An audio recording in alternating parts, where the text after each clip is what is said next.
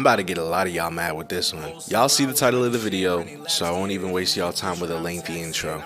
Happy New Year's to y'all, and welcome to my top 10 list of One Piece Bounty Rush characters for the year of 2024. Just two quick rules of engagement before we get into it. 1. This list considers only the characters that dropped in 2024, starting with the Yamato Ace Duel unit and ending off with our most recent drop, the legendary hero Garp. And 2, we're gonna include all the characters that received buffs this year. This list is more about characters that dominated the meta at some point in time this year, and I'm sure you already got some names you want to pull. Oh, and another note, Jabra is not number 1 this time. Stick around to the end to figure out who gets that title. With that being said, man, let's get started.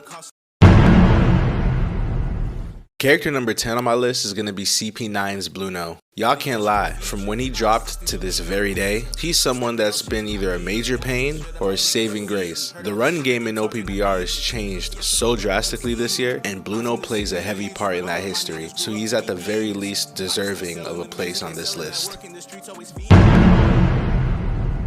The number 9 spot on my list has to go to the Warlord of the Sea, Jinbei. And man, this dude deserves it too, no doubt. The buff he got definitely made an impact, especially when we're looking at AVA, which is Alliance versus Alliance if you didn't know. He packs such an aggressive punch with extra damage to Devil Fruit users, and that 80% status infliction notification does wonders for the guy. Jinbei is honestly proof that the developers of OPBR care about the older units in the game, and it just has me excited for the buffs we get in the future.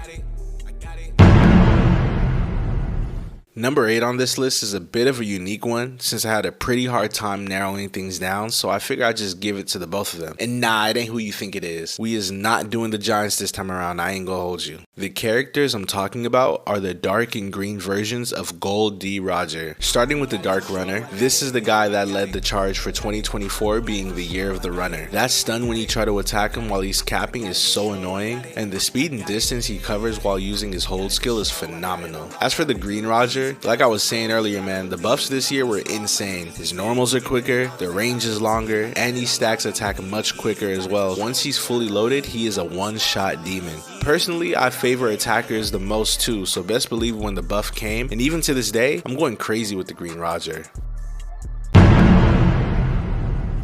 I literally just said this, and I'll say it again. 2024 was the year of the runners. Maybe a month ago we'd be speaking differently, but as of right now, this number 7 spot has to go to Kaido's son, Yamato. Shorty really wanted to be Odin so bad that now in the treasure area, she's basically a zombie, just like him. God forbid there's only 5 seconds on the clock left and she's capturing the flag, because unless she's on your team, trying to clutch for you, it's GG's. That anti-heal is the perfect icing on the cake as well, because it puts a lot of people that could possibly give her issues, which is a very small list mind you, in compromised positions. I'm really glad that they buffed my girl, because she's so fun to play right now, I can't even lie. Y'all were probably wondering where I was going to place this character, and I think right about here is a reasonable spot. Number 6 on my list goes to S-Snake. A menace when she dropped, a menace a month later, and still to this day, she is a menace. Granted, at this point in time, we figured out there are some units that she just can't keep up with, who we'll talk about later. But as a defender, she definitely gets the job done. So long as you got an S-Snake on your team, it's almost safe to consider not only your flags to be safe, but at 150% a majority of the time. Her invincibility from her skill, which cools down aggressively fast, keeps her in the fight for a good minute, and the ability to teleport from flag to flag far exceeds anything we've gotten from defenders before. Shout out Nolan, shout out Momo. I was real apprehensive when she was first announced as an EX unit, but with the kit that she got, honestly, it's valid. She valid. Now, before we get into the top 5, I want to take a second to shout out some honorable mentions. The first one I want to shout out is you for liking the video, dropping a comment, subbing to the channel, all that, you feel me? We on the road to our first 1K subs, so your support goes a long way. I appreciate you tuning in, so shout out to you for real. But for real though, let's cover these honorable mentions real quick. I got 4 quick honorable mentions I want to get out the way before we really get into it, and those are going to be Egghead Luffy, Egghead Zoro, Egghead Sanji, and Lucci. It ain't cause they all from Egghead, so don't be silly. They each brought about a refreshing and exciting style of gameplay that required the meta to be adjusted. Egghead Luffy's quick cap speed and teleportation had teams focusing heavily on defending flags and filling treasure gauges. Egghead Zoro's immortality trait and high attack capability gave him the kit needed to function as an attacker, yet he could still clutch a flag or two if need be.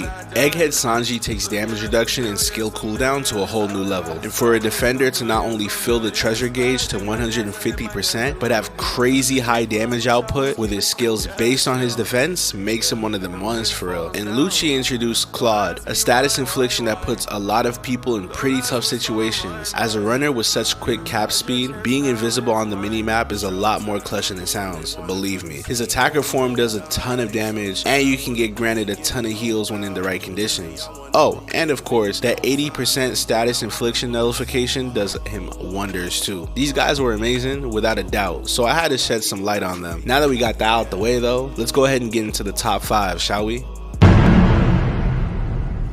Off rip, I'm giving number 5 to Divine Departure Shanks. The hype for this guy was through the roof, and he definitely did not disappoint upon arrival. That trait KO was a very interesting mechanism the developers of OPBR decided to bring into the game, but that's not all Shanks has going for him. Similar to the green attacker, his hockey state makes him unable to be targeted, and he heals when attacking in that state. His normals and skills got extensive range, and above all else, it's Shanks, dog. Like, y'all know I'm big hamster, but bro is him too. It take one to know one, you feel me? So it's only right he get on this list. Let's keep it up being.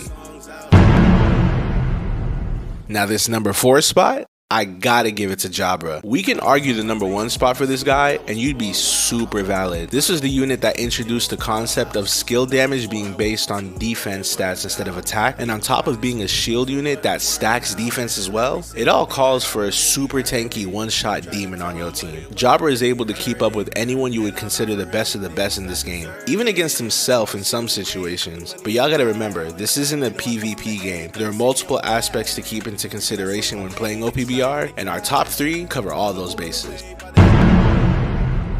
So now, this is what I meant when I say y'all gonna hate me for this. Let me get a pumpkin power in the comments, because our number 3 is Happy Halloween Uta. One of, if not the best unit in the game right now, if I'm being completely honest. Bias aside, she functions phenomenally as a runner, ignoring enemies and capturing the flag. And once she gets in that flag, she switches to defender and thrives in that class as well, filling the gauge to 150% while ignoring enemies. Being a shield unit and having that pumpkin gives her a lot of leeway in defending or capturing flags as well, since her normals reach out for a pretty far distance, and she heals off them. I'm telling y'all, man, that pumpkin power is no joke.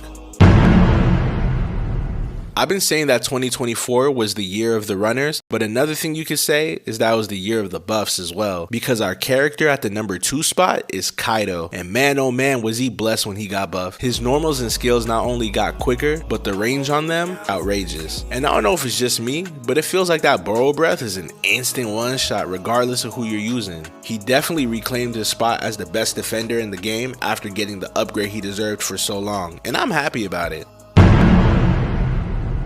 And we finally reached our number 1 spot. There were so many good units that either dropped this year or got buffed that it was really hard to narrow things down, but if anyone deserves this spot right now, it has to go to the legendary hero Garp.